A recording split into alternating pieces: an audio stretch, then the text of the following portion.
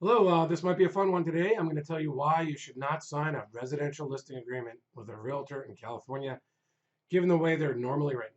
My name is John McConnin. I'm an attorney and a broker. I have signed hundreds of these agreements with clients. I've reviewed many more. I get phone calls on them fairly regularly. I've had two recent ones, and one actually turned into a listing a while ago for me. That's still fresh in my mind. So let me go over this with you, and then I'll go over the exceptions. So right now I'm giving you general statements. I'll explain when you might want to negotiate these points with your realtor. Okay, so here's the RLA. It was RLA, Residential Listing Agreement. It was revised 12/15.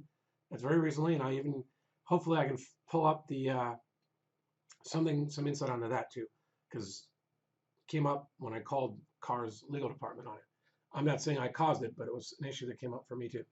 So here we go. The listing agreement, the listing period goes from the start to the ending date. Now, most realtors put 6 months in there in my experience. I've seen them as long as a year. I have seen 3 and 4 month periods as well. Other than my own, I've never seen one that said a client can get out at any time. Want to know why? Because those clients didn't have problems with their brokers. And if they did, they got out whenever they wanted. So I think right there, you should know something. I always write it in. Client can get out at any time. Now, clients have told me when they try to discuss this with realtors, the experienced realtors will say, I need you to give me that 6 month period so I can put it into the MLS because it's a pain to work with the MLS on and changing these dates all the time. But I'll let you out at any time. I've heard that enough from the people who said they were still stuck, even though they thought they could get out at any time. I'd say it's a fairly common statement. I will say there's a bit of truth with it. That's why it's so convincing. It's such a good sales pitch because it is a pain in the neck having to go in and remember to change and update so your clients don't get expired. So it doesn't. So that your clients don't get called by realtors who think the listing expired, so they can get the listing themselves. It's embarrassing. It is. You have to remember to sign in. You have to calendar. It's a bunch of work, unnecessary work. I would say. Well, we'll go over how I deal with that. So that's the first issue, the term. Now, the very next, and so I like clients, as I've written in there, my clients can cancel this agreement with 24 hours or cancel at any time now because of the change on 12/15. I used to always write cancel at any time with 24-hour notice. I now even have to consider just say cancel at any time, period. Now, if you thought that next first part was tough, here we go. This is a pretty broker-centric way to write things so that the client winds up owing their broker money in a pretty liberal interpretation of circumstances that can be considered fair. It's fair, but it's very broker oriented. But this part has to go. I just cross this out. Now, this is the tail period. My theory is if your realtor didn't get this done when they were supposed to, especially in this market, yeah, there's always exceptions to the rule. But we have a seller market right now.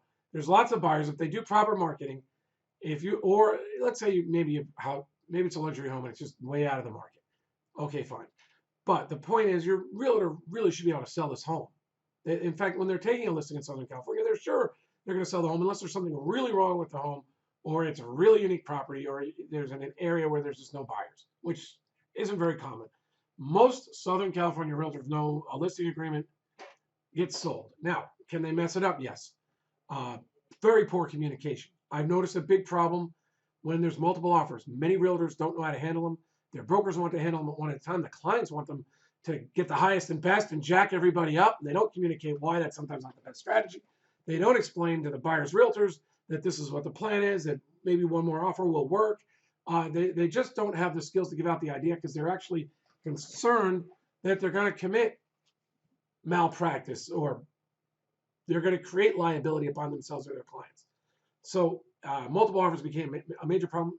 Multiple offers not frequently, but in my experience, I've seen multiple offers result in no buyers in the end of it because there was no communication, or the communication wasn't proper, or agreements did not get submitted on time. It's just, it's weird how often I've seen it and how many calls I've gotten on it. But anyway, in those cases, if it says buyer can get out at any time, they just say, hey, I'm out. I mean, seller can get out at any time. Sellers say, I'm out. There's no problems, they don't have to call me. They can find another realtor and things are good. If this tail's there, it becomes a little bit of a problem. So just cross the tail out. Now, I'm going to show you why the tail, let me just click on this thing, brings up the form. We ran into this problem, and I called Car Legal on this residential listing agreements in the fall, because normally I love the way Car writes things. They're written really well. They're very realtor-centric, but they're written well. The transactions are intelligently designed. I understand them. Now, it doesn't say it's always good for the buyer, it actually is usually good for the buyer. It's not always good for the seller, and the seller should change things, and we'll get into that other times, especially luxury sellers. But here we go with optional paragraphs. So here's the change. The requirement that the listed protected buyers be given to the seller no later than the expiration of the listing agreement. I found that there was a problem when agreements might be canceled or when it was ambiguous about whether it was canceled, and the sellers want to go find another realtor, but you still have this notice that needs to be given, that it seemed that the realtor or the broker was planning to not give it until the end of the 6-month period, causing major problems. How do you know which buyers are on the list? Unless you were there at all your open houses and know all the buyers, this used to tie people up. So at least this change was made, but why sign that tail? That's my point. So in short, my advice is make sure your agreement says seller can cancel this agreement at any time. And if your broker or realtor asks, well, I need this for the MLSA, but for the purpose of the MLS, you can consider this a 6-month agreement only for the MLS. For us, it is you can get out at any time. Now, a really good realtor will also go into the problem of what if you're signed a contract and then it has to go on. And I would say yes. If your realtor is smart enough to bring that up, they can say we can get out at any time, but it becomes an issue once it's a signed contract. You may have liability. You probably have liability to pay the commission offered on the MLS to the buyer side. It can be worked around. I frequently tell my clients that. They all understand it because they trust me, because I said in writing they can get out at any time. So I'm like, so just be careful. Once we go to a listing agreement, and once we have an offer and you sign it, there will be new liabilities. It may get it tough to get out of the agreement with me, but you can always do it. But just know I've already offered compensation and you might be responsible for that. Or you will be responsible for that per the MLS rules, the way they're written. So, there's ways around all these issues with your realtor if they're intelligent, if they can write things. Now, realtors aren't supposed to change these contracts in writing, so that's an issue. So maybe you change it and their broker signs it, or maybe you just have them pay for a lawyer, or you call a lawyer. Maybe you work with a realtor who is a lawyer. But what I'm saying is don't sign a 6-month listing agreement. Don't sign a 3-month. Cross out that tail.